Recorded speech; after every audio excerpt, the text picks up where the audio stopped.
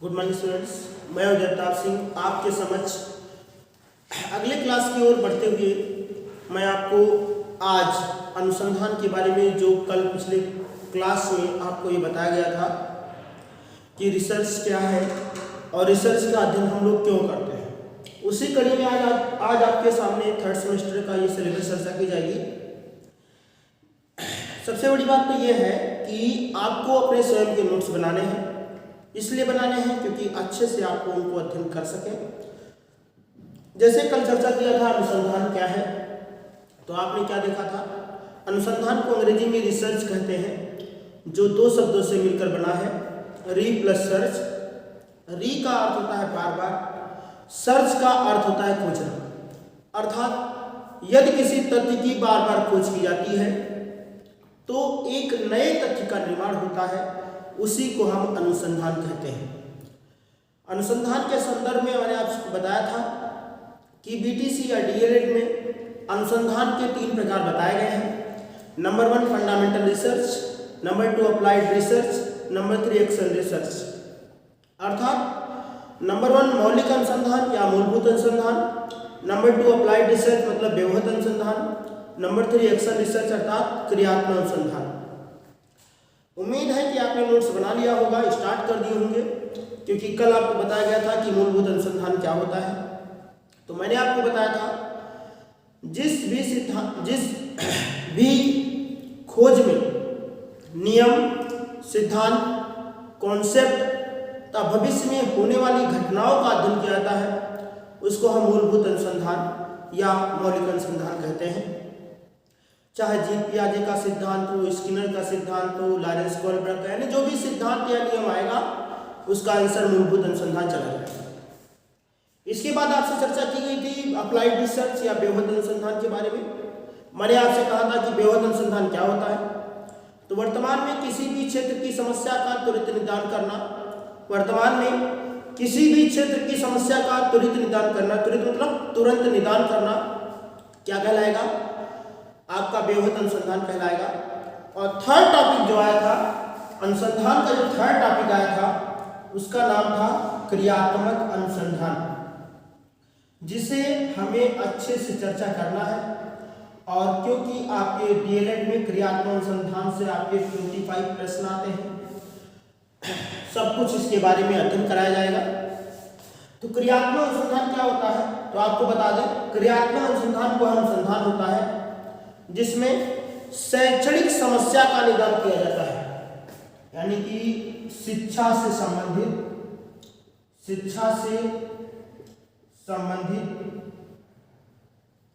सभी प्रकार की समस्याओं का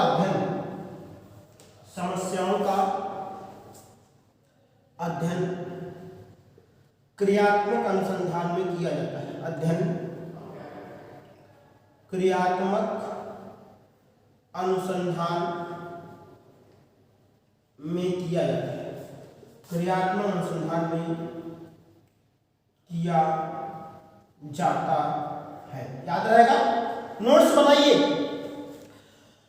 शिक्षा से संबंधित सभी प्रकार की समस्याओं का जो अध्ययन किया जाता है, उसी को हम क्या कहते हैं, क्रियात्मक अनुसंधान कहते हैं। क्रियात्मक अनुसंधान की परिकल्पना कल भी बताया गया था, स्टीफन एम कोरे के द्वारा की गई थी। यानी कि क्रियात्मक अनुसंधान की परिकल्पना किसके द्वारा की गई थी, तो आंसर आता है क्रियात्मक अनुसंधान की परिकल्पना स्टीफन एम कोरे के द्वारा प्रस्तुत की गई थी।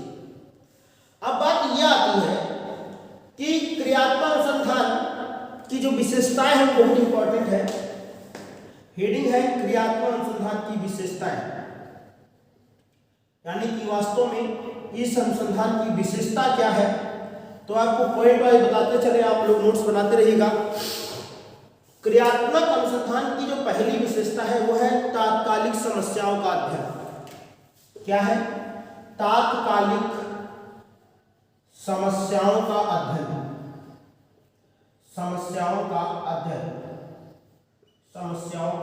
अध्ययन, यानी कि जो भी तात्कालिक मतलब समझते हैं, तुरंत समस्या का अध्ययन, यानी कि शिक्षा से संबंधित जो भी समस्या होगी उसका तुरंत अध्ययन करना किसके अंतर्गत आएगा? क्रियात्मक अनुसंधान के अंतर्गत आएगा।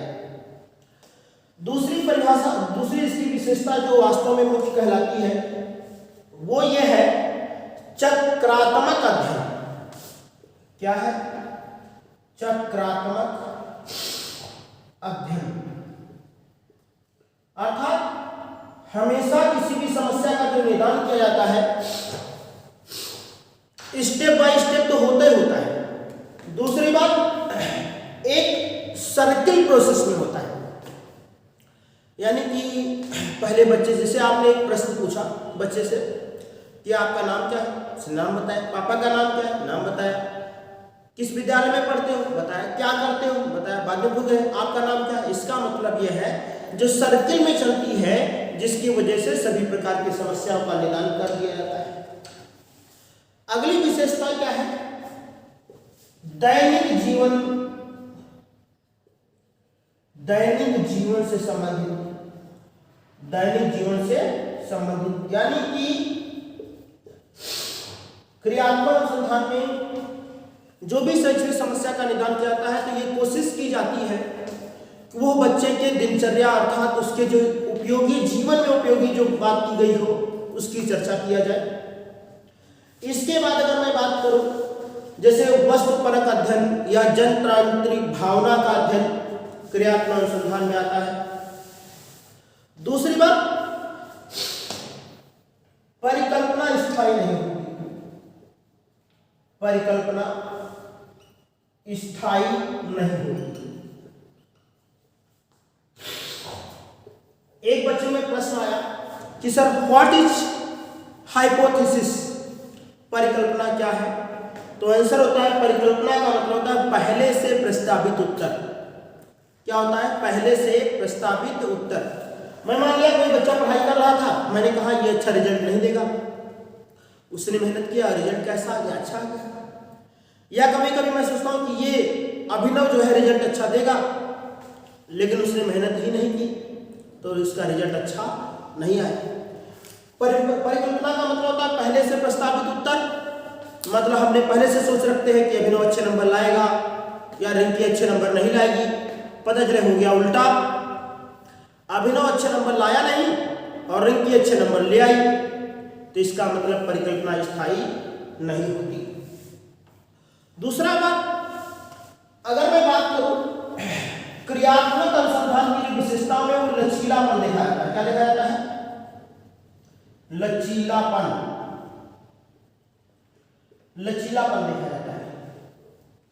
अर्थात अगर देखा जाए कि कोई परिवर्तन बीच में ही संभव है तो उसको, अब यह नहीं कि हमने जो सिद्धांत बना के गए कि हम आज जो है बच्चों को 10 पेज लिखाएंगे ही लिखाएंगे। पता चले उस समय मैंने क्लास में क्या देखा, बहुत सारे बच्चे 2-4-5 पेज लिखे। अब चाहते ये हैं कि सर अगर अच्छे समझा देते तो हमको समझ में आ जाता। तो इसका मतलब है क्या देखा जाएगा? लचीलापन देखा जाएगा। लिखाने की अपेक्षा क्या कर देंगे? समझाने पर बल दिया जाएगा। क्रियात्मक अनुसंधान से मेन काम क्या होता है? कक्षा में अनुशासन बना रहता है। जो मेन आता है ना क्रियात्मक अनुसंधान के, उदाहरण अगर आपसे कोई कह दे क्रियात्मक अनुसंधान का मुख्य उदाहरण क्या है, तो कहते हैं क्रियात्मक अनुसंधान से कक्षा में अनुशासन बना रहता है और छात्रों द्वारा जो वर्तनी की जाती है उसको तुरंत, जो वर्तनी अशुद्धि है ना, उसको तुरंत दूर करने में क्रियात्मक अनुसंधान सहायक होता है। बात समझ में आ गई होगी। तथा जैसे अगले टॉपिक में बात की क्रियात्मक अनुसंधान के बाद उद्देश्य की बात की जाएगी। मैं इसलिए थोड़ा थोड़ा सिलेबस आपको दे रहा हूँ, थोड़े छोटे छोटे वीडियो की बात कर रहा हूँ क्योंकि आसानी से आप समझ सकें। यदि आप अच्छे से नोट्स बनाएंगे तो मैं उम्मीद करता हूँ कि आप अच्छे से एकदम क्रियात्मक अनुसंधान, शैक्षिक नवाचार, मापन मूल्यांकन का जो सिलेबस है वो अच्छे से आप कंप्लीट करेंगे तथा यूपी टेट और सुपर टेट सीटेट में आप अच्छे अंक प्राप्त करेंगे। दोबारा सुन लीजिए। मेन टॉपिक आपका क्या था? अनुसंधान। अनुसंधान को अंग्रेजी में रिसर्च कहते हैं, जो 2 शब्दों से मिलकर बना है, री प्लस सर्च। री का अर्थ होता है बार बार और सर्च मीन्स होता है खोजना। यदि किसी तथ्य की आप बार बार खोज करते हो तो एक नए तथ्य का निर्माण होता है, नए तथ्य का निर्माण होता है, उसी को हम अनुसंधान कहते हैं। अनुसंधान की बात कल आपसे की गई थी। अनुसंधान आपका 3 प्रकार का होता है। नंबर 1 आपको बताया था फंडामेंटल रिसर्च, नंबर 2 आपको बताया गया था अप्लाइड रिसर्च, और नंबर 3 आपको बताया गया था एक्शन रिसर्च। मूलभूत अनुसंधान, व्यवहार अनुसंधान और क्रियात्मक अनुसंधान। फंडामेंटल रिसर्च वह रिसर्च होता है जिसमें नियम, सिद्धांत, कॉन्सेप्ट, भविष्य में होने वाली घटनाओं का अध्ययन किया जाए। अप्लाइड रिसर्च वर्तमान में किसी भी क्षेत्र की समस्या का तुरंत निदान किया जाए। एक्शन रिसर्च शैक्षणिक समस्याओं का तुरंत निदान किया जाए। आज मैं चर्चा कर रहा था एक्शन रिसर्च की। एक्शन रिसर्च की परिकल्पना स्टीफन एम कोरे के द्वारा प्रस्तुत की गई थी, जिसका इसका अर्थ क्या है, शिक्षा से संबंधित सभी प्रकार की समस्याओं का तुरंत निदान करना क्रियात्मक अनुसंधान कहलाएगा। मैंने आपसे कहा क्रियात्मक अनुसंधान की विशेषताएं। नंबर 1 तात्कालिक समस्याओं का अध्ययन, चक्रात्मक अध्ययन, दैनिक जीवन से संबंधित, परिकल्पना स्थायी नहीं, लचीलापन देखा जाता है। आज के लिए बहुत बहुत धन्यवाद। कल चर्चा करेंगे क्रियात्मक अनुसंधान के उद्देश्य और क्रियात्मक अनुसंधान के चरण। चलिए, बहुत बहुत धन्यवाद।